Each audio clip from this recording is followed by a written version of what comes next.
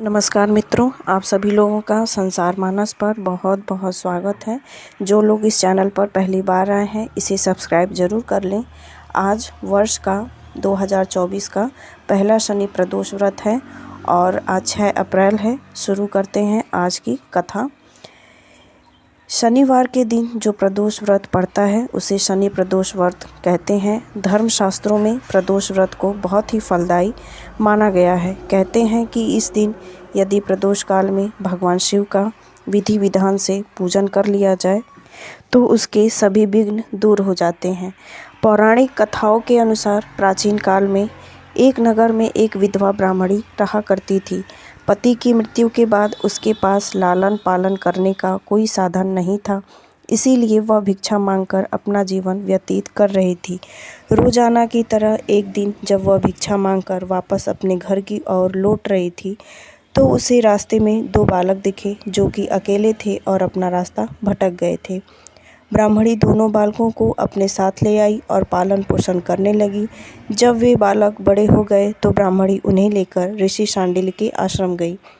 वहां जाकर ब्राह्मणी ने ऋषि शांडिल्य से अनुरोध किया कि वह अपने तपोबल से बालकों के बारे में पता लगाएं और ऋषि ने ब्राह्मणी का स्वच्छ मन देखकर उसकी बात मान ली। ऋषि ने अपने तपोबल से पता लगाया और बताया कि यह कोई साधारण बालक नहीं है, बल्कि ये दोनों बालक विदर्भ राज के राजकुमार हैं। गंधर्व नरेश के आक्रमण से इनके पिता का राजपाट छिन गया है। यह सुनकर ब्राह्मणी ने ऋषि से कहा कि कोई ऐसा उपाय बताएं जिससे बालकों को अपना राजपाट व घर परिवार वापस मिल जाए। ऋषि शांडिल्य ने ब्राह्मणी और राजकुमारों को प्रदोष व्रत की महिमा बताई और यह व्रत रखने की सलाह दी। ब्राह्मणी और दोनों राजकुमारों ने विधि विधान से प्रदोष व्रत करने लगे। एक दिन बड़े राजकुमार की मुलाकात अंशुमति से हुई और दोनों एक दूसरे से प्रेम करने लगे। इसके बाद ब्राह्मणी ने अंशुमति के पिता से विवाह की बात की तो वह मान गए और दोनों का विवाह हो गया। अंशुमति भी एक राजा की पुत्री थी और उसके पिता के सहयोग से दोनों राजकुमारों ने गंधर्व पर हमला किया और उनकी जीत हुई, जिसके बाद दोनों राजकुमारों को अपना सिंहासन वापस मिल गया और गरीब ब्राह्मणी को भी एक खास स्थान दिया गया, जिससे उनके सारे दुख खत्म हो गए। राजपाट वापस मिलने का कारण प्रदोष व्रत था, जिससे उन्हें संपत्ति मिली और जीवन में खुशहाली आई। ये थी शनि प्रदोष व्रत की कथा। जिस प्रकार भगवान भोलेनाथ ने उन गंधर्व राजकुमारों की सभी इच्छाएं पूरी की, उसी प्रकार भगवान भोलेनाथ हम साधारण मानवों की इच्छाएं पूरी करें और अपना आशीर्वाद हमारे सर पर सदैव बनाए रखें।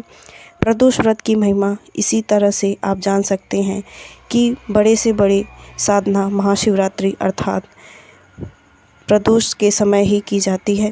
प्रदोष व्रत में संध्या के समय भगवान शिव का मनन पूजन किया जाए तो बहुत ही फलदायी होता है। वर्ष की सबसे बड़ी प्रदोष व्रत का दिन महाशिवरात्रि होता है और वो दिन साधकों, तपस्याओं और बहुत बड़ी बड़ी मंत्र सिद्धियों के लिए भी जाना जाता है।